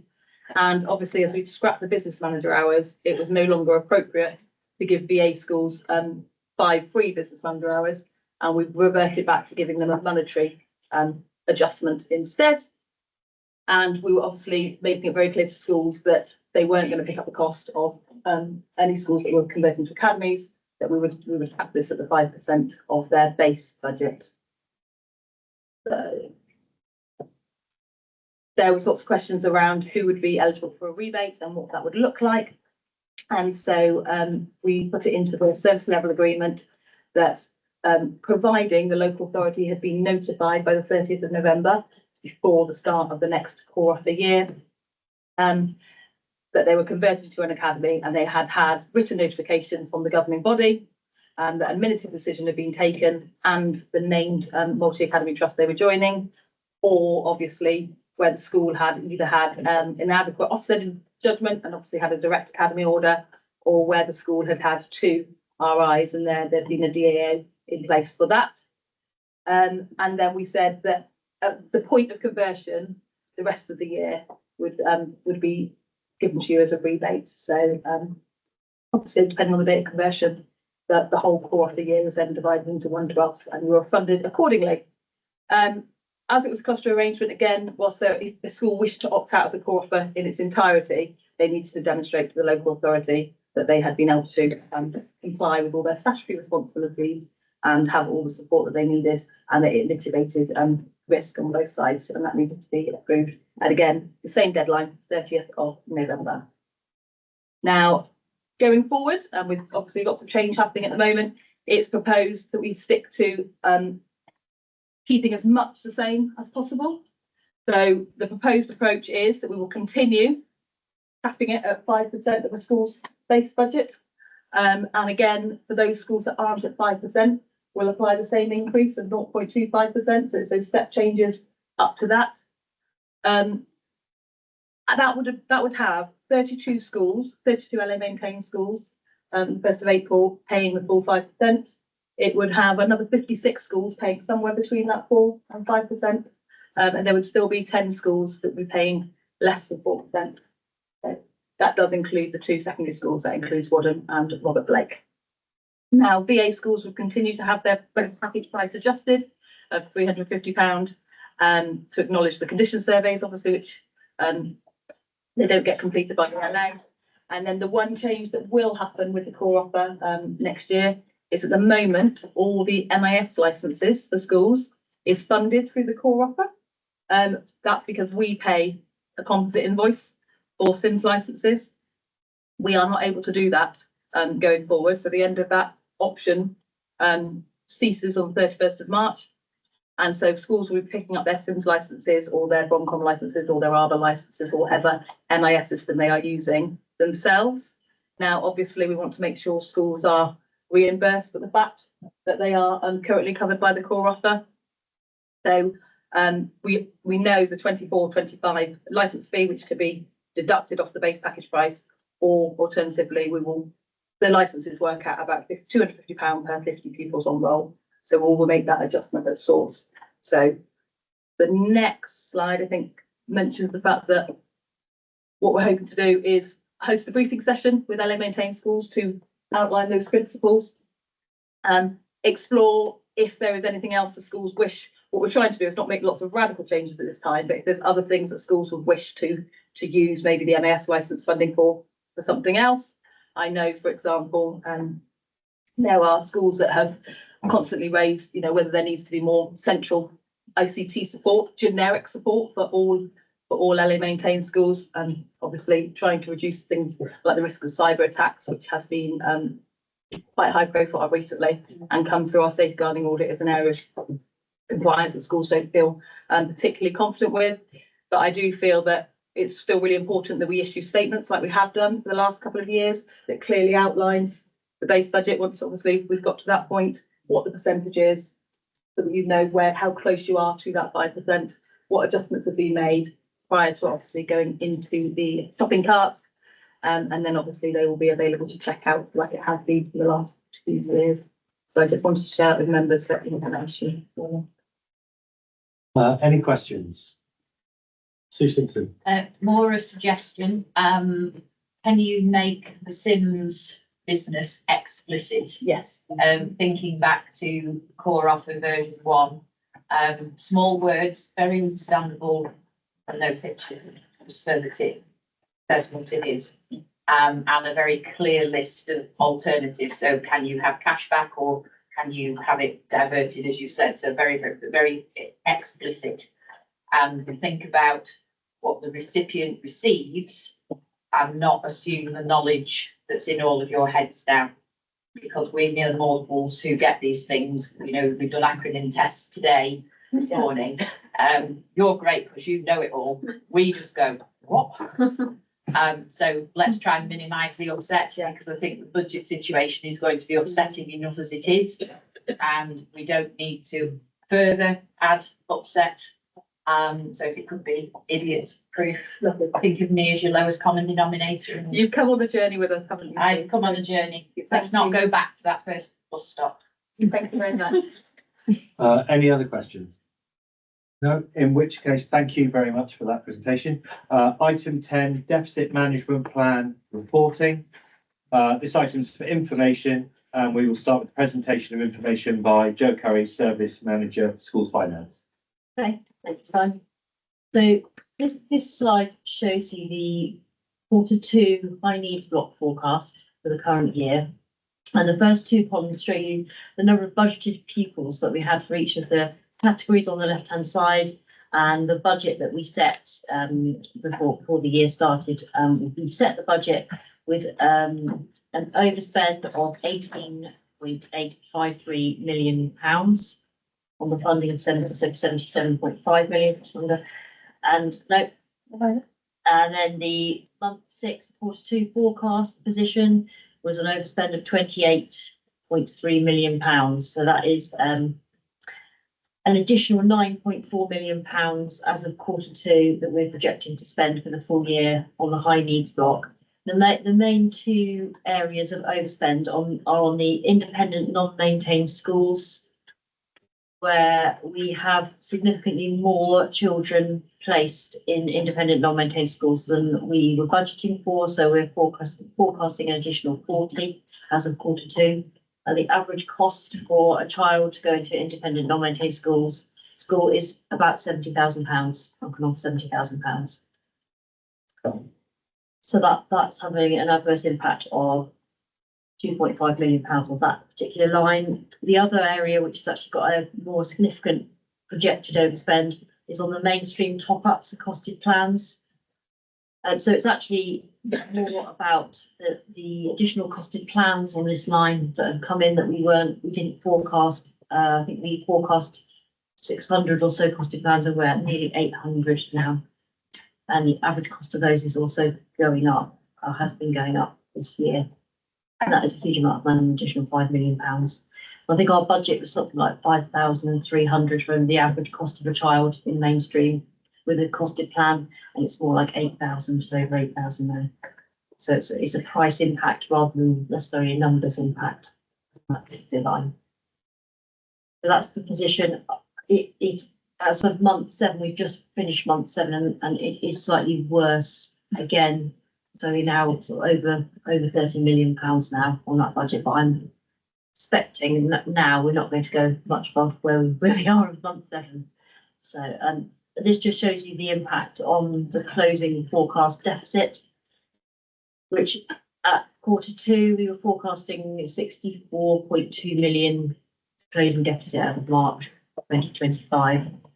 I think I mentioned before, we've got this statutory override, which means that we don't include it in our accounts, our Somerset Council accounts. It's basically not, you can't see it obviously in the Somerset Council accounts. But it is obviously that does have an impact on our cash flow because we are spending more money than we're getting in. So we want to move on. This is the graph of doom, I think. So this shows you the worsening position, the worsening forecast position. So and the numbers are really tiny, so I apologise for that. But up to 2029-30, I think we are now forecasting, this is unmitigated, so that the council carries on in the same trajectory, £290 million deficit on the high needs block. It's a huge number. The black is, sorry, it's very tiny, sorry. Yeah, no, very tiny. When is the prediction going to? So the prediction goes to 2029-30. Okay. Yeah, so it's not nice. 25, isn't it? Joe, can I ask a question? The children on costed plans, Yeah. right? They're on mainstream roles. Is this? Because I've got some experience, obviously. Is this children who are in the school, or is this the children who do not attend, but are not at a special school, are at home effectively? No, this is children on roll in a mainstream school, got an EHCP, they've got a top up attached to them, but the top up isn't sufficient to pay for the plan that the child has in place. So the school, and Amelia might come in, the school comes to the local authority and says, you said this child has to have a 1-to-1 TA, child's in band 4, it's leaving £7,000 top up, that's not enough. I need an extra £13,000 to pay for what you have said this child needs to stay in the mainstream. And presumably at that point, that crystallises that £6,000 notional, because whereas that was embedded, that 6,000 notional is embedded in the school's provision, is SENCO, TAs, whatever. But at the point you create a costed plan and now you have a like tutoring, other provision, alternative provision, that you won't, the local authority is, the child's at school, rightly so, the local authority required the school to pay 6,000, that really has crystallised that 6,000 and pulled it out of the rest of the school. So that rise is going to put significant extra pressure on schools of having children whose initial funding doesn't meet. Where they can identify something that they can't afford, and then the element 1, which is what's the element 2, isn't it? 6,000. Element 2, 6,000 plus the top up, and then the costed plan will be on top of. So we've had I don't know if it's exponential, but a huge growth in costed plans from I think about 74 of them maybe 5 years ago. Now we've got nearly 800. And one in 3 children. if we reduce the number of children in special, I've got to be very careful language here because it's very nuanced. So my apologies if I don't quite get this right. The government are outlining, as I understand it, more children with special needs being in mainstream, less, making mainstream provision. Is that going to increase the number of children who will require top up? What's our sense of this? I know you're coming from the finance side. But I guess my question to the LA is that likely to drive more top up, less special school? I get that. So we're reducing the total cost, but that will crystallise more of the notional funding 6,000, and that will make the life even more difficult. I'm not sure there are. I think Amelia, maybe we should let Amelia come Sorry. on the policy. Yes. Okay. Sorry, Amelia. Yeah, so as I flagged earlier that we were going to bring back an item today on SEND funding, and we're not ready because actually this gets very, very difficult to map. So huge credit to all colleagues who are doing some very complex data work to try and to be exemplify how this works in the system. But I think what we've done so far, I think what you've kind of put your finger on the rub, I think, Simon. And I think what we've seen across the system and some of the analysis that Joe has done and that we've seen, from other sources, is that the escalating cost in the system is because the whole system has been robbing SEND support. So as you have said, SEND Notional should be providing SEND support provision. But the way that we're trying to evidence this, but I think what is pointing in this direction, and I think the ISOS partnership report points to this as well, and I have recently seen a presentation from them. As the number of EHCPs grow, the SEND Notional has not grown, and that's a fixed quantity. But also, if you look at the calculation, it's not just element 2, which is SEND Notional, plus element 3, which is top up / costed plan. There's also element 1 goes into the calculation, and element 1 absolutely cannot be pulled out of the school budget, because element 1 is OPU. So what the government's formula says is, when we're paying for an EHCP, you take OPU plus SEND Notional 6,000 plus the school's top up. But obviously, when we're talking about cash costs, like we need cash for AP, because the two biggest costs are AP and staffing. If you need additional staffing, you cannot realize the money needed for that staffing from element 1 and element 2, because they're already committed.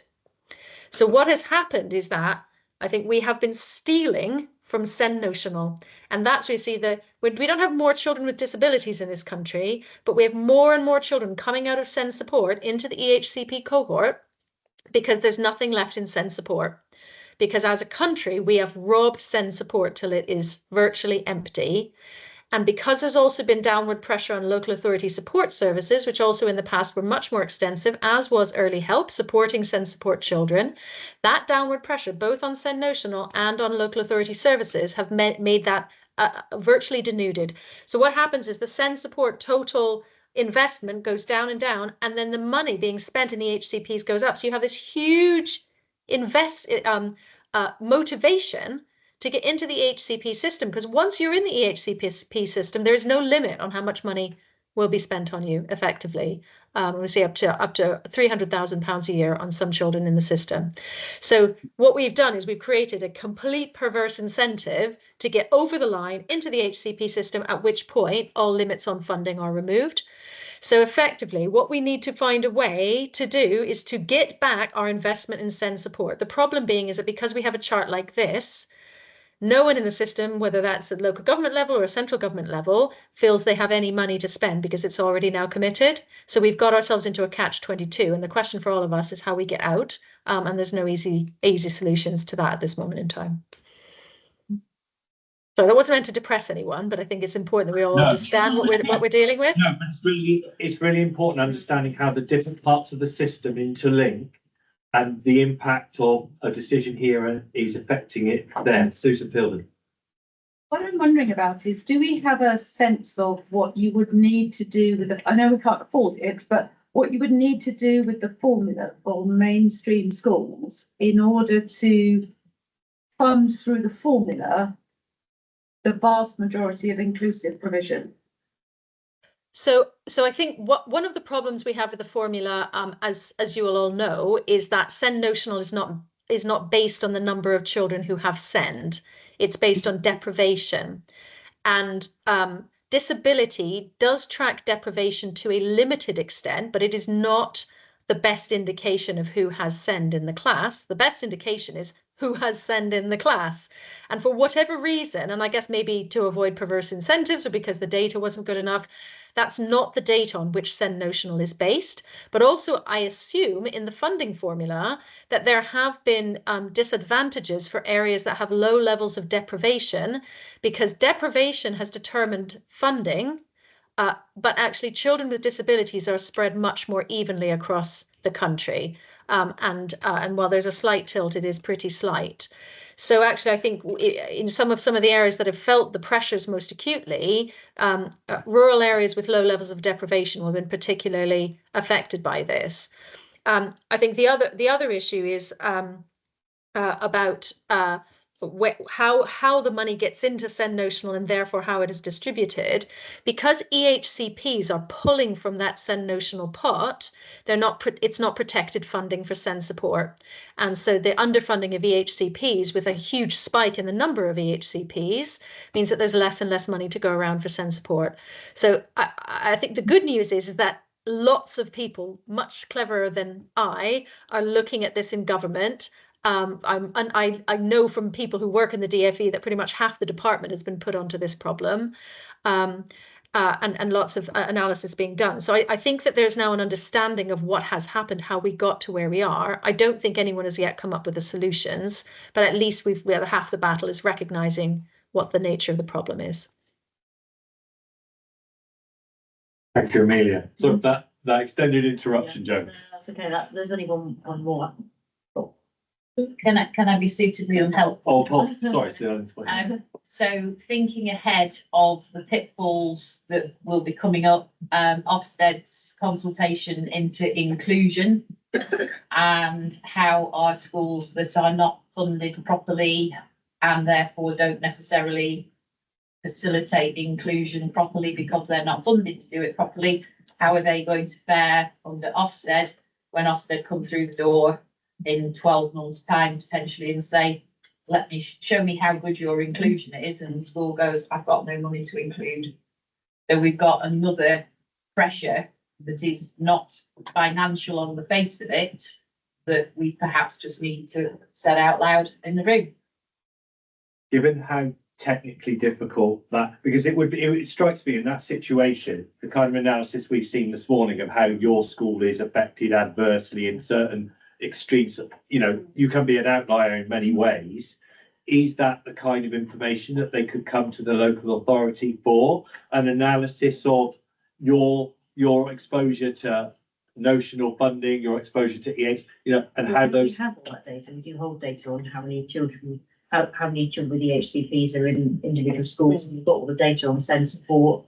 We do have inclusivity if you want to just do it on a straight percentage. It would equip us to say this is how I'm adversely financially affected, and that has made my life more difficult in this realm I'm being judged from. Yeah, there's a story to tell, and having had Ofsted quite recently, the data to, I can stand there and say I have a really hard time because I don't get enough notional SEND, but that's never good enough.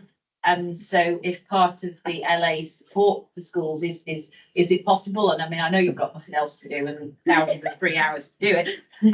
But is it possible maybe on request that a school could be given an overview of the financial impact on their ability to be inclusive? So it's quite interesting actually, because I looked just a couple of days ago at mapping inclusivity to budget overspends, and there's no relationship between the percentage of EHCPs that a child has on roll to the budget overspend, which they were mostly overspends. Actually, the overspends are distributed evenly across the whole 110 schools that we had at that point. Yeah, it wouldn't necessarily be HCPs wouldn't have You that. can't see it. It's not really the It wouldn't EHCPs, be the it's children that haven't got HCPs. it's that band below that doesn't show up anywhere, but actually, they take up a huge amount of I time. guess it depends on what they use as their measure for inclusivity, because I know there is more than one measure, let's say, of. And looking at, Jackie, you'll remember from all our meetings last year, first schools were particularly badly hit because you get a little fresh one comes in at 4.5. Where it gets really obvious is where you've got a small primary with a high percentage of EHCPs, and then you can see a financial impact in the budget. Yeah, but it is also that band that would be notional SEND, and that's where the difficulties are going to become highlighted by Ofsted, I think, because putting on an inspector hat, that's the first place you go and look. We are collecting that data from our schools in Deptford this year, so they're filling in the whole sheet. So it might be nice. SDN support, what it's costing them, what their income is, so we I can. definitely think schools would appreciate, because So we need to know Delighted. that you know We're that, trying to because understand. there are a couple of things I could have done to know 3 weeks ago. it's, Would have helped me at that time, and it's only going to get worse. it's We're so not trying to technical. understand the impact of a lot of these things on school budgets. It just takes a lot of time, and just get the information actually out of the schools that we've picked or that need deficit recovery plans. It just takes quite a lot of time to get the information, check the information, and then see if the information actually tells you anything. sometimes it I doesn't. don't know what we do about it. And then we- Yes. Oh, apologies, Amelia, I hadn't spotted you there. It's the hybrid meeting. My apologies. That's all right. Thank you, Joe. I don't know how we would identify this in data because some things you can only see as a human being and the numbers don't show them very well. But my perception is that the underfunding of SEND support doesn't have a detrimental financial impact on the day-to-day. What happens is that when a school is running very, very close to the line, if you have a crisis, and at that moment in crisis, you need readies to do something that is not your ordinary practice, that's when we get into difficulty. So when we have, and so we see the relationship between the spike in requests for EHCPs and entering the HCP system and dysregulation, it's all about crisis. So if you have a school, no matter how many children have disabilities or SEND, and everything is ticking along nicely, that does not result in budgetary pressure. Where the budgetary pressure comes in is where things start to go off the boil and actually you've got a situation to manage. And that's the point where that lack of resources becomes really, really critical because there's nothing to deploy. And then that then escalates into quite serious situations. And that's when it then pushes into the HCP system because it's the only place anyone can go to get resources to deal with the crisis. That's what I think, looking at the big picture, we're seeing happen across the piece. Yeah. Thank you. Right, any more questions about that item? Yeah, sorry. I was on slightly off topic here, but just on getting back to a slide before, you spoke about the forecast, and then there you had the early years on. Yes. Then Yes. is that, my reading is that the plan is to allocate and underspend on early years to the high needs? That all the underspends on high needs will eventually work their way back out to providers. So if we do have underspends, we eventually give them out. So we do calculations, provisional calculations for rates, and then we relook at that at a future point.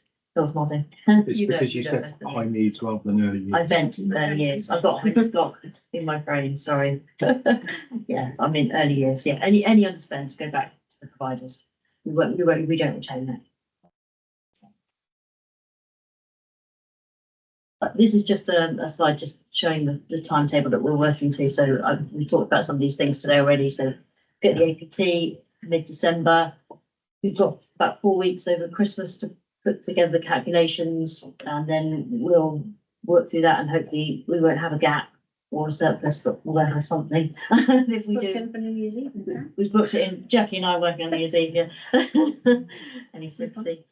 You see. So then, and we're also working through the other blocks as well in the same timeline this year. So we weren't able to do that last year, but we're going to get all the blocks together at in the same timetable, and hopefully sign those off in the meeting on the 15th of January. Anything that we need to sign off and bring back.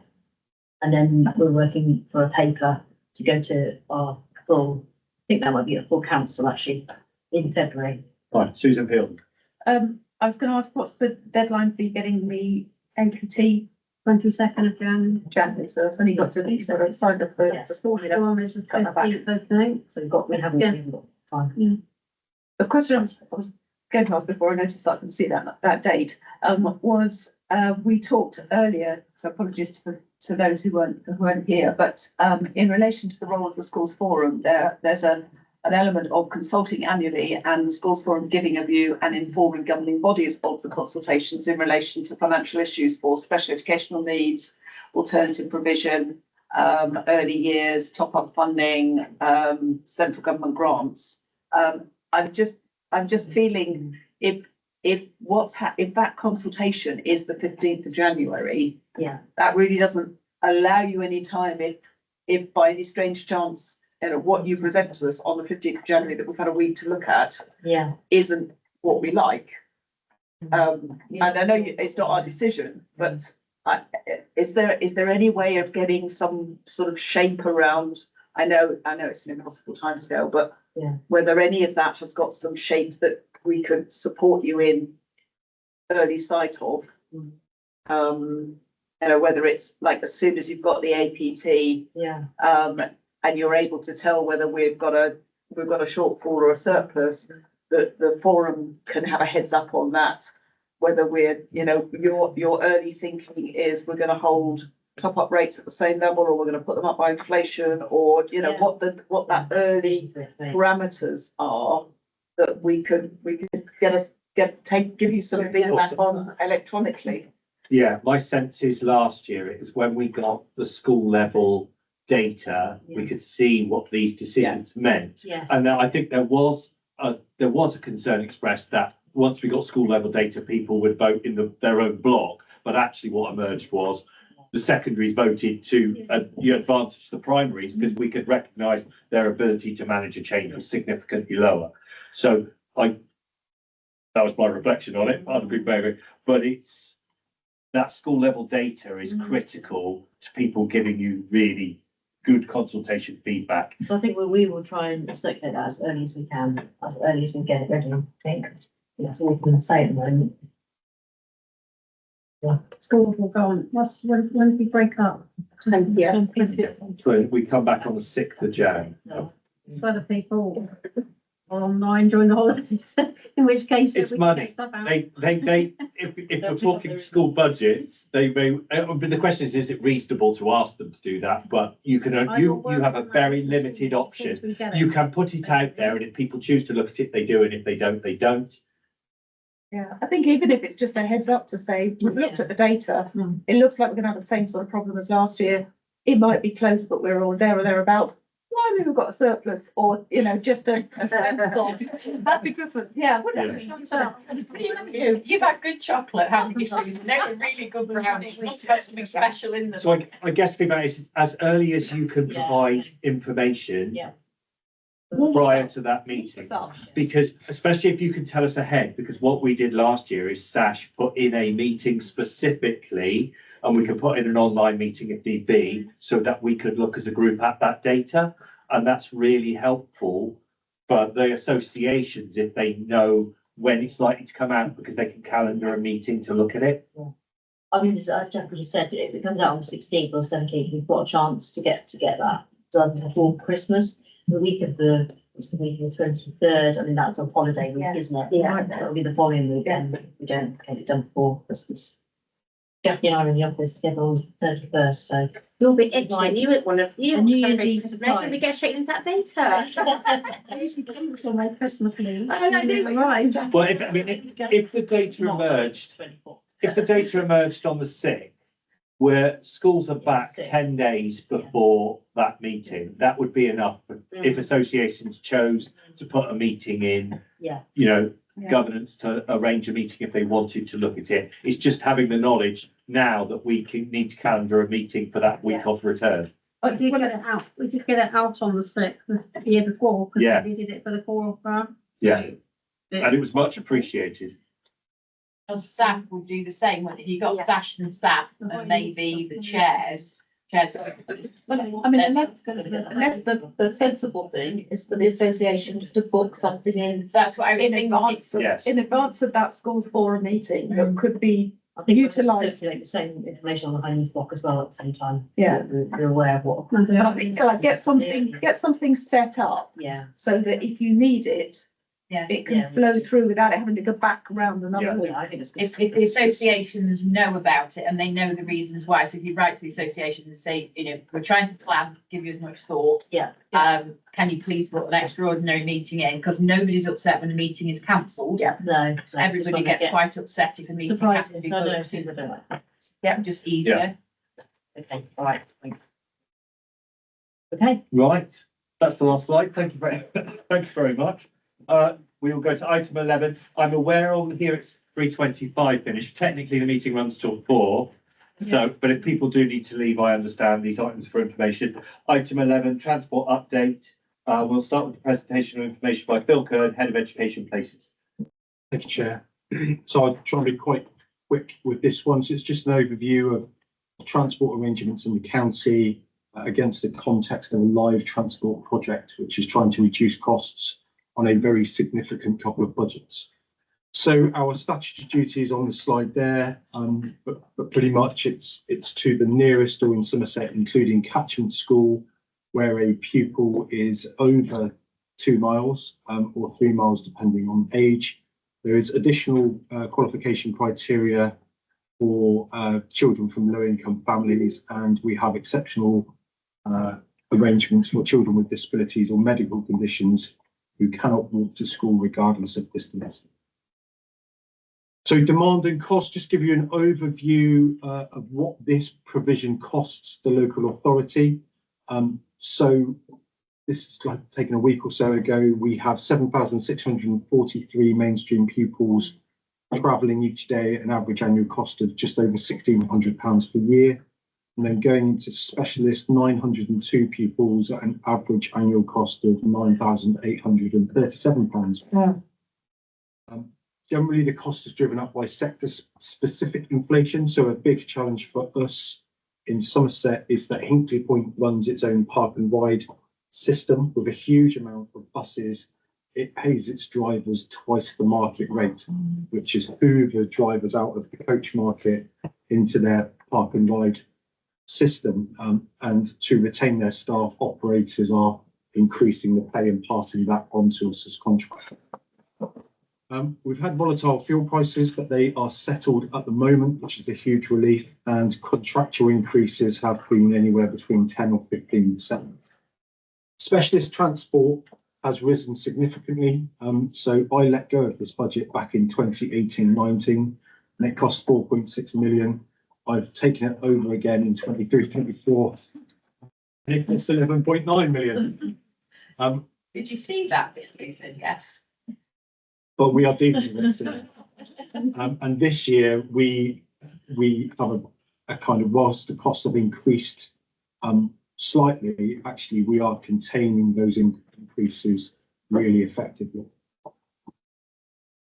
So this is comparative data. So you can see our transport costs. This is taken from the 2023 section 251 return, and you can see that in terms of home to school transport, so that's mainstream and specialist, Somerset is with a teal colour. We are the 4th highest spending council in the whole unitary council in the whole of the UK, and you can see our unitary comparators in the light green colour. So we are the 4th highest spending overall, the 3rd highest of our comparator authorities, who tend to be large rural areas like Somerset. And then when you look So you said that, so we're only comparing now with unitaries? on this one, Okay. I had a brand new dashboard built, which allows me to compare with the Southwest, with our traditional comparators and our unitaries. While I'm not able to share that today, what it does show is that in terms of SEND specialist transport, we are the per capita head, which is the next slide. We are the 2nd lowest spending, as in 2nd best performing comparator authority across the country. Then we go on to, so that's our total costs. And then when you see our transport costs per pupil, you can see we are the best performing of our comparator unitary authorities. And we've gone from the 4th highest spending overall, sliding right down, and everything to the right are unitary authorities in urban areas that benefit from significant amounts of public transport, which don't really exist in Somerset. So that's an overview of kind of what we spend, but how we perform against other unitaries. So we've got a transport review project on board, and that followed an independent review back in 2023. We commenced the project in October 23, and this built on an earlier cost management strategy. So the project reports into a board, primarily driven by children, finance and transport, but supported by a range of other services there. And the specific activities relate to procurement, taxi licensing, market engagement, road dangers, personal budgets, travel training and internal fleet efficiencies. So we've built 2 brand new data dashboards. So I can log on now and know exactly how many children are travelling on any given day. I look at costs, I can look at lowest cost, average cost, highest cost. I'm looking at every single route that's running in our system. I can open up each route. I can look at every single stop, how many children get on and off at each stop. I can look at the children. I can look at their weekly cost, their average cost, where the PAs are. So what this has allowed us to do is find exactly where our high cost pressures are and go and target them and reduce those costs, and quickly. So this data is really powerful in that it lets us identify those things that traditionally we probably thought were an issue, but couldn't kind of qualify that instinct. So one of our innovations is the procurement pilot. So ordinarily we take our tenders to the market, and the market would come back with its best price. No one would see anyone else's best price, and we would typically award the contract to the lowest bidder. Back in June and July, we did a 20 tender pilot in Mendip. So we told the operators it was coming. We batch tendered 20 routes in Mendip over a kind of 3-week period. But we introduced reverse auctioning, and it was transparent. So like eBay, where you go, okay, I'll give 20 quid, and the next person says £21.63 because they're annoying. So what the operator could do here was put in their best price, and other operators could see the best price and undercut them. And every time there was an undercut, the auction would extend. So there wasn't a kind of point. Anyway, the result from that reverse auctioning pilot, from the 20 routes we took to tender through the exercise, was a like-for-like contract reduction of £249,000. Wow. So we are now in the process of monitoring the impact of that, because what we don't want are contracts being handed back because the level is unsustainable, and we don't want quality diminishing like it did previously back in kind of 2017, 2018, where buses were catching fire. I mean, that's not ideal. So if we don't see any detrimental impact of rolling this out, we will then look at reverse auctioning and batch tendering right the way across the county. And you'll see, if we go back a slide to the dashboard, you can see the number of routes that we've got. So in mainstream, we have 322 routes. In Send, we have 277. So we can go through the process of batch tendering, reverse auctioning on all of our routes, giving operators notice and see how much we can squeeze out of the market. So what length of the contracts? So at what rate can you do that? Well, we can give notice on a contract. I think 12 weeks is typically what we can give. And we tend to have batches come up each Easter and summer. Yeah. But contracts can be as long as 5 weeks. My sense is that's a very impressive savings. Assuming that the value comes out, it's a very impressive change. Yeah, it's been a huge win for us. But now we're in that, let's monitor the risk. How much notice they have to give to you, Phil, if they wanted to release themselves from the contract? I don't think it was Between 6 to 12 weeks. But what we would do is look to retender as quickly as possible. Now, we had an operator last year try to game the system, essentially, as in they weren't happy with the price that we were paying for their contracts. So they handed back 15 contracts on the basis that they thought we would immediately retender, that no other operator would have the capacity to bid, and they could rebid for their own contracts, but at a higher rate. So we kind of went, okay, let's have a think about how we kind of counter what is obviously gameplay. So we retendered, but just for a 2-month period. So we could then retender again when the whole of the market was available in the summer. Yeah. But as it happened, and we also gave ourselves the option that we could award for 2 months, or if we were happy with the tender price, we could award for 5 years. So that operator, quite a big operator, handed back the 15. They lost 12 of them because operators did have capacity, and we had significant reductions in those contracts. And we said, given we've made a saving, actually, we'll award you a 5-year contract. And that sent a very clear message to the market that if you try and game the system, we will adjust the way we work to mean that we're not disadvantaged. So it's difficult to manage the market, but we seem to be winning-ish at the moment. So in terms of our project, we had some targeted savings. So looking at 2023, which was the implementation year, we expected to actually spend some money, putting some resource in place. So we expected to kind of spend 34,500. Actually, we saved 97. We expected to avoid £56,000. and we avoided 420,000. But if we look at the kind of key targets over the first 3 years of the project, we expect to reduce our cost by 807,500 through project-specific activities.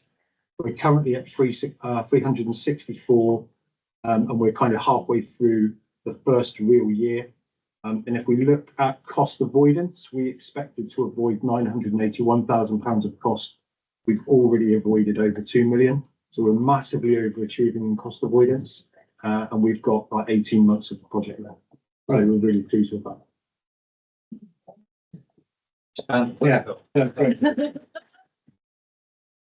He's still waiting for his knighthood. Box of heroes. I need to stretch out. I need to apply for the high needs book. Yeah, I am managing that market. That's, where it is. Right, Phil, is there more slides?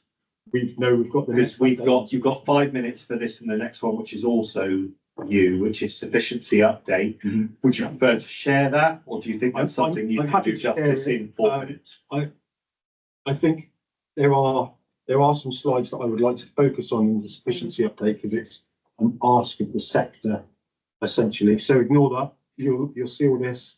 Ignore the modelling. Go back to the birth rate.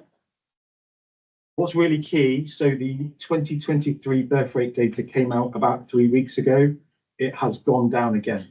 So you can see we had 4,734 live births in 2023. So where we peaked in 2011, we have continually seen that birth rate drop. That's why we're seeing, even though we've got lots of houses arriving in certain parts of the county, that birth rate is driving these reduced numbers. And so even where in Taunton, Bridgewater, parts of Yeovil, we're seeing big developments, all they are doing is holding the numbers steady rather than significant increases. Okay, Robin, thank you. Keep going. Keep going. Keep going. So this is a new dashboard. So I love dashboards. I love data. Power BI is an amazing tool if you've got people within your schools that are great at using it.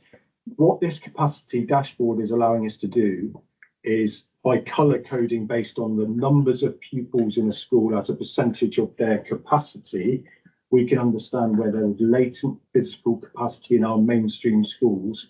And that then helps us to understand whether there are schools we can approach in a targeted way to create provision for children with EHCPs. So rather than wading through pages and pages and pages of projection data, we have a dashboard which we can filter by area, by phase. The colour coding is based on thresholds, and we can say, okay, if we've got light blue or dark blue dots, they are schools with huge percentages of latent physical capacity. Are they in an area where we have demand for provision? Can we go and do an approach and see if we can create some provision really quickly? So this is stimulating lots of emails, lots and lots of visits, and I've been out to a primary school yesterday looking at some space, and we're commencing a feasibility there. So the idea is that we're going to do some active targeting where we know there is physical space to create provision. But go on a slide, please. Robin, the strategy, because we built big new special schools and they cost a huge amount of money. Holden Bower was £23 million. Swabbats had an expansion cost of 5 million. Fairmead had an expansion cost 7.5. We don't have the ready capital to deliver those huge projects anymore. But because we are seeing this kind of shift in our population, and we've created provision in our main population centres, we now know that the most cost-effective way to create provision is repurposing existing accommodation in our mainstream schools. So what we will be doing is targeted approaches, but also there is that open offer to schools and trusts to say, if you have physical space and you would like to explore the possibility of provision for children with EHCPs on your school site, get in touch. We will come out and visit, have a conversation, look at the accommodation, look at how we can invest, talk to you about funding, talk to you about need types.